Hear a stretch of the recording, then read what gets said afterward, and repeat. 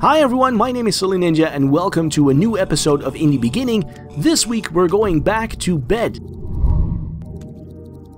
That's not exactly what I meant to say. What I meant was, this week we're taking a look at a game called Back to Bed, created by the cleverly named Bedtime Digital Games. Now this might seem like an innocent little puzzle game, but I can assure you that this game will screw with your mind on multiple occasions, and I can honestly say that this was one of the creepier games I've ever played, although I did have a good time with it.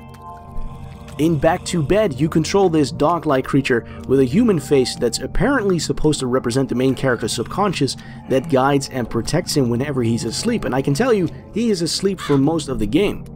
The guy's name is Bob, and he's a raging narcoleptic, probably because of his boring office job that's causing him to fall asleep constantly throughout the day, and in order to get him back to bed, you have to guide Bob through some very artsy environments representing rooftops and buildings and the like. So the added challenge here is to avoid having Bob walking off of a roof or waking up early due to wandering alarm clocks, because you should never wake up a sleepwalker. I don't know if you guys know that, but here's a tip. Something very bad is supposed to happen when you wake up a sleepwalker. I've never tried it because nobody I know walks in their sleep, but if you know someone who does, please try and wake them up and then come back to me and report to me, because I'd love to know what happens. So you walk around these levels and you can pick up these apples that you can place in Bob's way in order to guide him around the maps.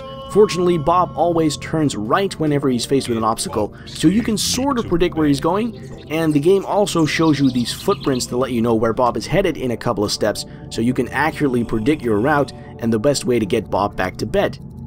Speaking of level design, this game has some very interesting maps for the player to walk around. Almost all of the maps are heavily influenced by the works of Salvador Dali and MC Escher, lots of impossible staircases and melting clocks, which makes the dreaming theme of the game all the more interesting to look at, because this is exactly what I would imagine the dream of someone that's not having a good night's sleep to look like.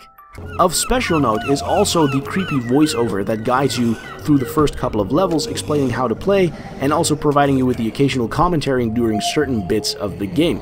Now, I don't know exactly how they recorded that voiceover. It sounds a lot like someone recorded something backwards and then reversed it to make it sound normal, only it doesn't quite sound right. You know, when we used to do it when we were young, you'd record yourself saying something normally and then you'd reverse it so you know what it sounds like backwards, and then you record yourself saying the same thing backwards and then you reverse that so it kind of sounds normal but extra creepy. It's really scary when you're playing along and suddenly the voice goes, "The apple is a hat." And it scared the shit out of me when I first heard that, but I love it. The apple is a hat. All in all, I think I'm going to be playing Back to Bed for a long time after this. It's a game that feels really polished and neat, and it's almost perfect. It's just a little bit macabre in some places, so I can't really recommend playing this with your child or a younger family member. You can get Back to Bed on Steam for almost £5, €5, and $6.